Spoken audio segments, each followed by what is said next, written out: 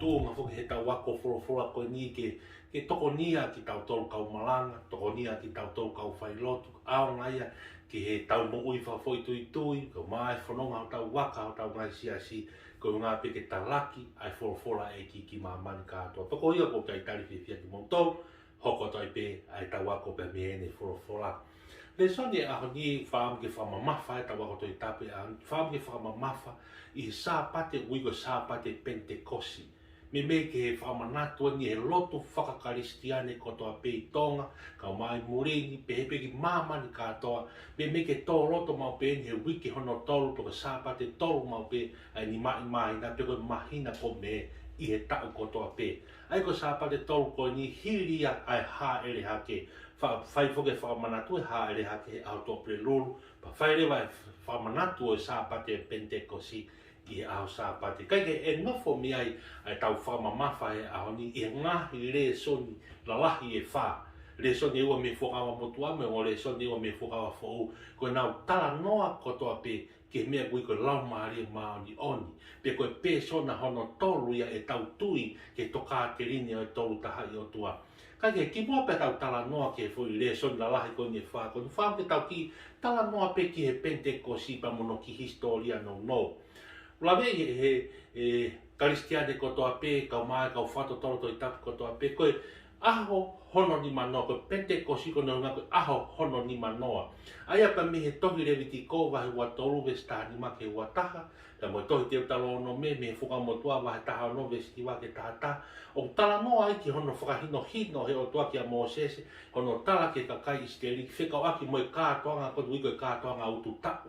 Koe kātoanga polo, koe kātoanga ko ni whamanatu mau peia i he aho hono ni manoa.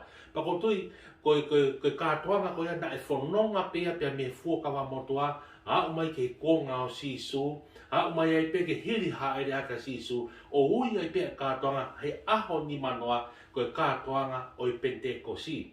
Pe he kau whakatotolo toi tapuia o e fuokawa fo'ou, lau e aho ni manoa me he aho na e toi tuku ai a sisu, koe aho hono ni manoa, koe aho ia e kātoanga au tu tau, ai ni kone tala noa ki ai e tohi rewiti ko mo te talo no me.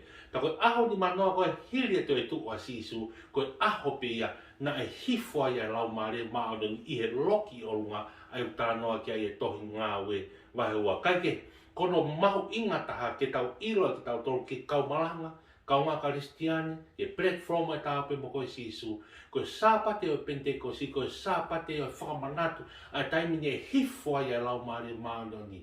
Tala mai nai haere hake a sisu, ka hifo no whetongi koe lau maare maanoni. Ai au taru mei o hau mai ke ahoni, o hau ke ngata anga e mamani, o hoko mai ai whakamaulahi, o tau kei whanongati, ka mo lau maare maanoni, rea whakahepe loko luaha, lea e lea pi loto, koe lea koe manawa, pe koe ea, pe koe lea he, lea whakakarisi Panama, pe koe pneumatology, koe tala noa ia o lau maare maanoni. Kai te tau, hoko te tau tala noa, ke ngāhere soni lalahi e whākoni, e nau tala noa whekau aki, moi mawhai, moi ngeia, pe moi langi, pe moi task, characteristics o e Holy Spirit, pe koe lau maare maanoni, i mamani. Kamata tau tā noa e sāme te au mā whā, pia koe vesi ua whā, ki he vesi tau whā, pa moi vesi tau nima. Aia koe ngahi le soni eni o e sāpate Pentekosi. Tala noa e sāme te au mā whā, koe sāme a te vita, tala noa whakaluku fua ia, ki he lau māria e o tua au ne tāka whia e mamani koni. O tala noa ki ai vesi tau noa u pehe, o ku ke whekau atu ho lau māria, u nau tupu ai, pia ku ke whakafo oua e funga o mamani. Tala noa nia ke whakatupu e mamani, ki he poto, ka mo ngeia, mafi e o tua, o ne tāka whia e mamani koni. Ia tau siwa tu mi he macho ata e Pentekosi mo e lau māria, ko lau māria mani o nia. Ko lau maria ia o tua, rane taka whia ia e mamani koni. Ko lau maria ia siho wa, o ni hanga ranga e mamani, poto pe ao niu, whokotu ai, akau e whanua, whokotu e ngahi, hika o tahi, me ngahi mawhai kotoa pe, ngahi sotia ka, whe mameni te, rolo whanua, me ngahi nau kotoa pe, oi mamani koni, ko ngā pe koe lau maare manoni. Iyo, tala mai nane whekau atu ho lau maari e, pia topu ai e mea po ui kotoa, pia ne whakafo au ai funga e whanua. Kai ke same te au mawhai, tala noa ia ki he lau maari e o tua, o ne tāka whia e mamani koe ni. Le soni hono wā mi he tohi a palofita ko iskeri, wahe tolu fitu, pa koe vesi ulua ki ke tā whā. Ko tui o ku mea i he taha kotoa, le soni enu wha maheni a pito mo ki tau tolu i he taimi o e whakamanatu e Pentekosi.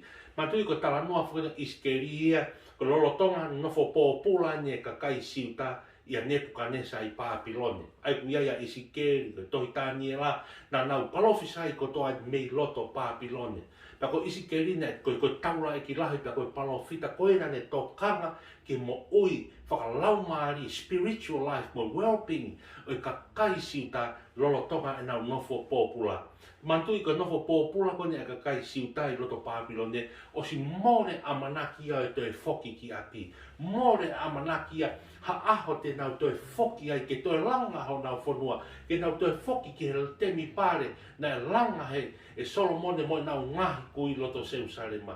More amanakia. Kaike, whai ai he vesi wahe tolu fitu kono o iskeri, na e ave ai he lau maaria o tua iskeri ke ne tuku hafu terea. Patamaina ko terea ko ni ko terea e hui moa moa.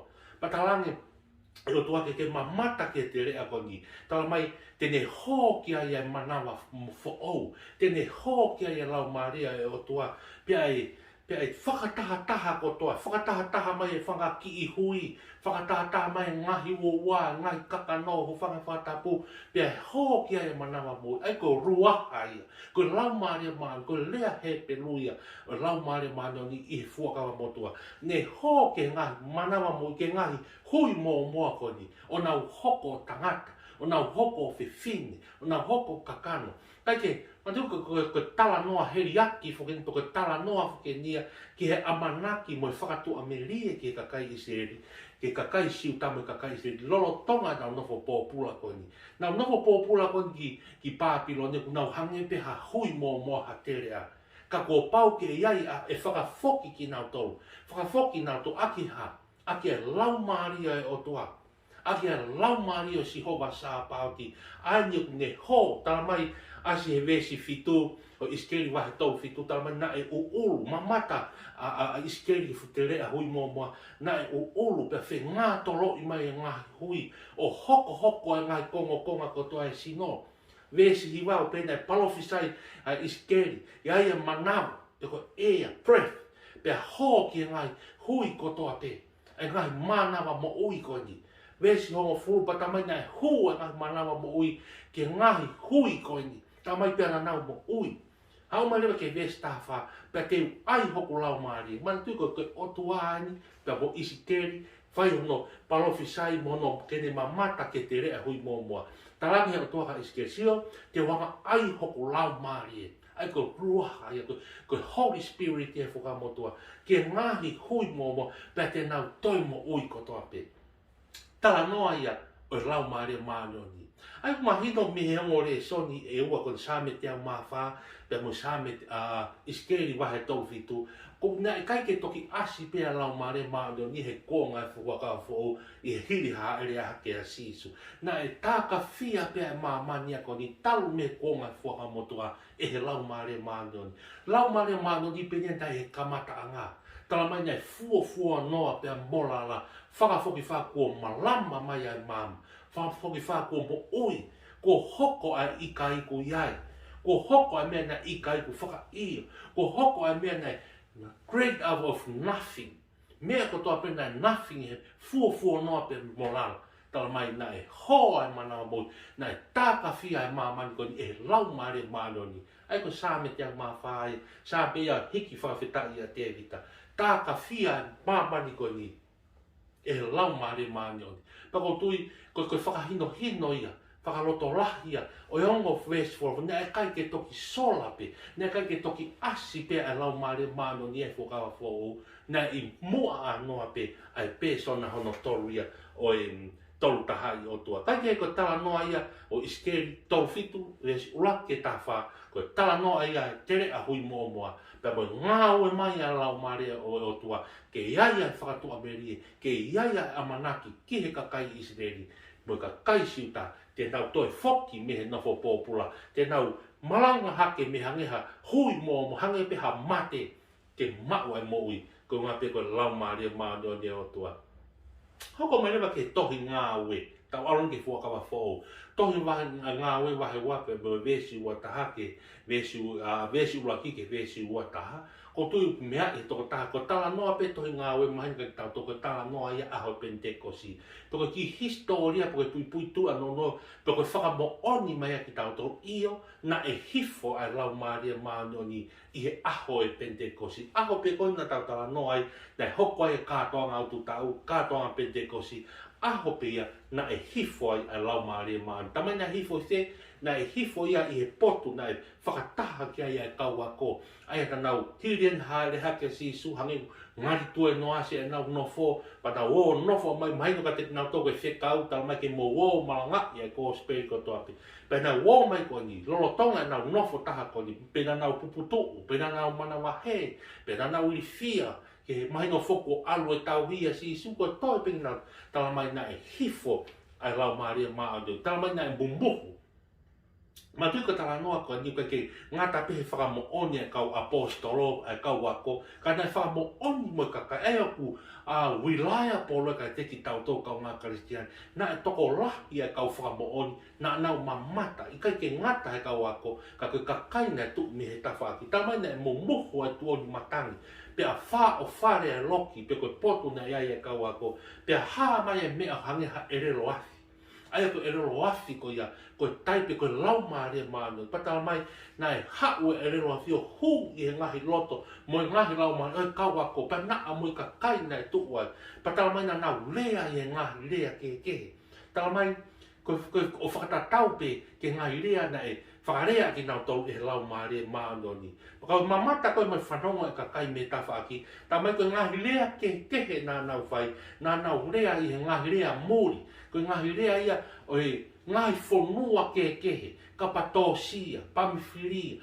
siuta, ngahi whonua Palestine, na nau lea i ngahi lea kehe. Ai koe mahino, koe ngahi lea penia ku mahino. Koe whakalea he lau Maria Maanoni ai loto e tangan. Koe ngahi lea pia o ku mahino ki he toko taha kotoa. Mahino ki, nei whanongo pe kia e kau whanongoi, o nau interpret o mahino ka te nau tolu, ai ngahi lea o whakalea aki nau tolu e lau Maria Maanoni. Wai whoki e ngahi tui o ku langa hake tai nimi ko speak in tongue to ko lea i e relo o lau Maria Maanoni whangai whakatapu. O ku kamata ke, ke ngai he ngahi ahoni pa pehe ko ngahi lea ke lea i o ke mahino.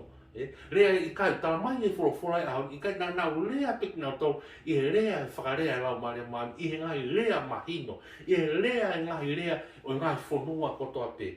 Aia koe speak in tongue ia ku whemau ia he lau Maria to e whorofora o e ahoni pe me whaido hino me he toi tapu o tau lea aki ai lea mahino. Aia koe lea ia o mahino ki toko taha kotoa pe.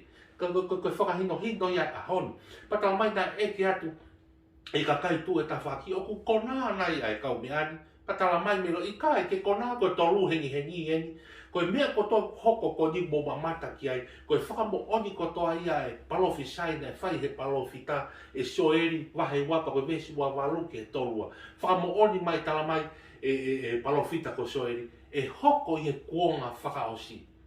Hoko he kuonga whakaosi e lilingi e o tuaha no lau Maria. Pe e palofisai e toko taha kotoa. Palofisai e tamai pa moi foha o fefine ngai whae e palofisai e ngai whanau. Ko ngā koe lilingi e lau Maria Maanoni. Aia koe mena tu e kakai ko ni tohi ngā wai wa o mamata ki ai. Ko hono whakamo oni e. O e palofisai koe na whai e sioeri wahe ua. Pea koe vesi wa walu ke vesi tolua. Aia koe talu e tia, pea koe haere hake a sisu, ka mata koe ni hifo a Pentekosi. Lau ia koe kuonga whakaosi. O au mai ai ke ahon, o ku tau kei whononga peni, i he kuonga whakaosi. O ku kei lilingi pea lau Maria Maanoni. Kai fo ke tala noa tau historia, a tonga ai, to ai o wha, hifo a lau Maria Maanoni, na hifo i utui.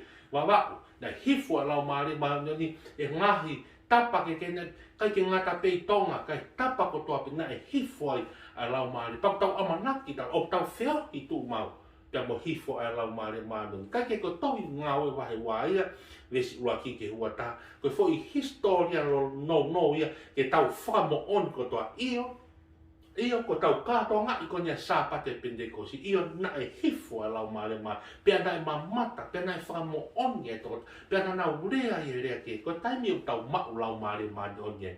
Ta mai u tau rea i ngai rea. Ko rea ko ia, rea ke ko ia ke angai. Ai tui ai motu ani. Ko i unga ko tau kalanga, whakawhitai, praise and worship. Hallelujah. Tau rea i ngai rea mahino. Kai ke? A ke ngai a hoi tau mai wai ngai rea ke he rea i o tau mahino.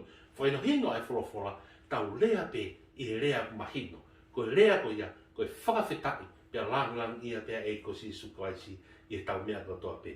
Le son whaosi he tau wako toi tape ani me he kōsperi, hiki tohi e sione, pa koe wahe tahani mā, vesu wa no ke vesu wa fitu, hiki mea ke wahe taha no, vesi wha ke vesi tahani mā. Ai o tala toa e ongo wahe ko ni wahe tahani mama i wahe taha no ko spere no hiki tohe sione ki e wholofola tonu pe e ko sisu klaisi whekau aki pia mo i whatongia o i lau maare maadoni. Wholofola e sisu ko pau pe ke u aluhake ka hifo mai hoku whetonu. He ka pau he kai ke u aluhake he kai ke hifo mai ai whetongia koe tau kapo pe koe lau maare maadoni. Ai whakamahino mai ka ki tau toka te rina o tamai alo pe mo lau mari anga hunau whekau kau aki o ngau kehe kotoa pe ka hunau taha kotoa pe ko o tua me eke whakamahinga ki tauto pe hei kai ke whepaki honau mangai mawhai hange kon ko wholofola asisu ko pau pe ki aluhaki ka hifo ku lau ma koe whatongiai ke ai e taha talon ke ai e taha ke niongo e puri asisu mohono fofo ngā mea te tauto ka koe lau mari ai au ne tāka whia he māmani koni. Ko hinga ia o i māmani ai Holy Spirit. Kai ke, koe hā ai whekau, pa koe hā ai whakamahino mai ka ki tautou e sisu koe ai whatongia task o i Holy Spirit ke he māmani koni. Asia he vesi wa no pehe e sisu tau kapo. Koe lau mani tō taha koni hoko mai koe tau kapo. Ai a te whekau atu au mehe tamai. Ia koe lau maria e mo oni. Ai au ne alu atu mehe tamai, tene whakamatala e he toko taha ko ia ki a te au. Ai koe te whito i whatongia, koe te a whatongia e, tō ke hake mehe tau kapo, ko tau kāi ngā ofi, te tau whanonga whakata, tene hū whia ki tau tolu ki o toaia, ngāhi hū whia o koe ke malawa whakamatala, e ngāhi ngāo ke ai Holy Spirit, ka koe whekau pa moe task ai Holy Spirit e wholofola e ko si sukalai, ko nei mamani, ke whakamanatu pe kia te tautora e ko si suklaisi. Haia whakamanatu whewhe. Ake ne whakaino hino pe ke tauto manatui, ke tuina pe kia e ko si suklaisi. E whunga e korosi ke whakamore more ai angakala. Ko lau maare maamia ni.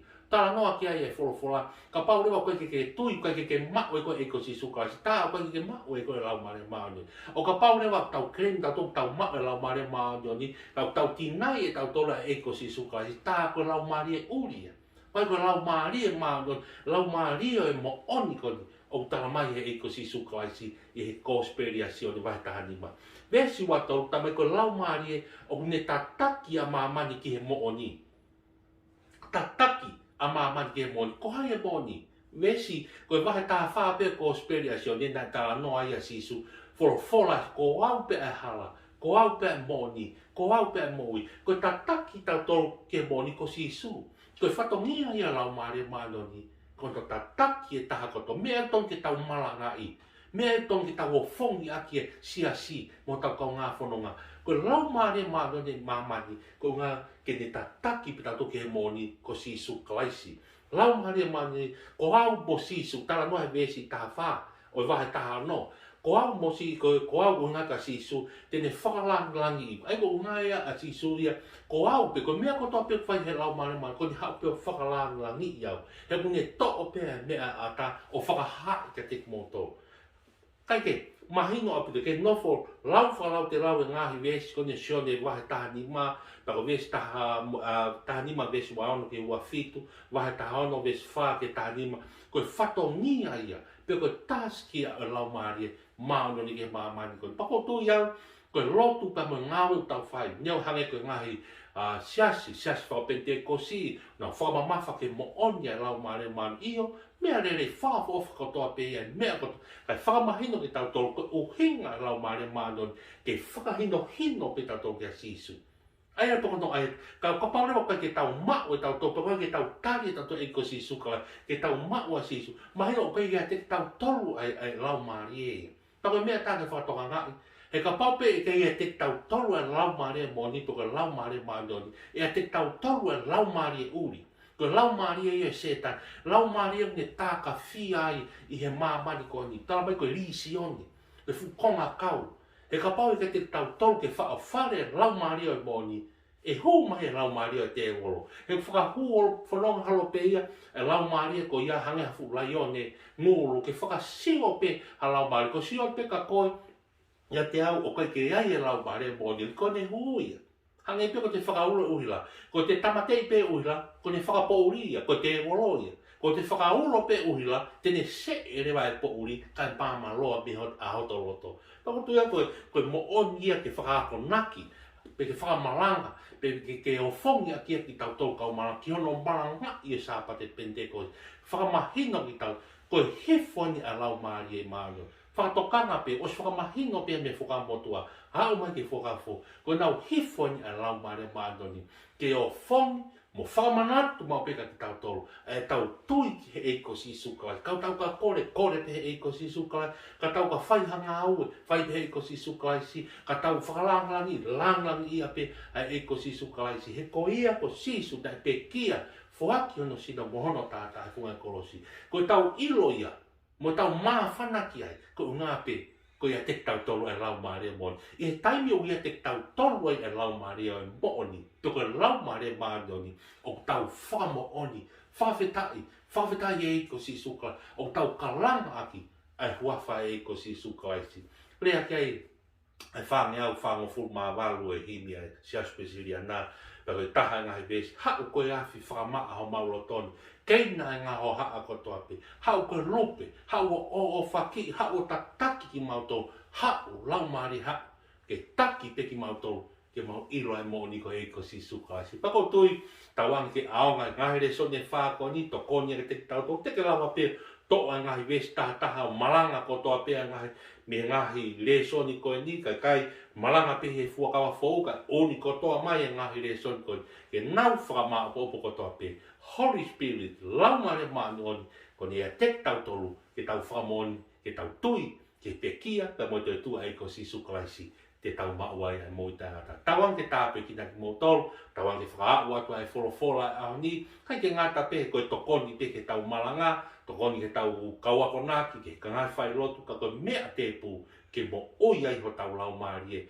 whai a ke tau pirikini mei taimi, ke au sia i tāni ki tau whanonga ki ai. O tua mafi koe maulotu ia, tāpuak mai a te nau tolu kotoa pēsi, kau whai whakau, kau malanga, kau ako naki, aki nau tolu kotoa pē manako ke whanongo ke wholofola, ke tāpuak whakataha ki nau tolu pa moe wholofola, moe ahoi mālo eke mau lau maare maani oni, ko ia ia mau whanonga mo ia ngahi ahoni, mālo e mau e lau maare maani oni, ko mau tau kapo, ko mau kāi ngā awhi, ke ne whakamanatu mau pika te mau tolu, a ngāwe ne whai e sisu e whungai kolosi. Tāpuak e platform e tāo pe mo koi sisu, ka māki nau tolu kotoa pē mea mai, mea hon, ai peo tai ngata, amen.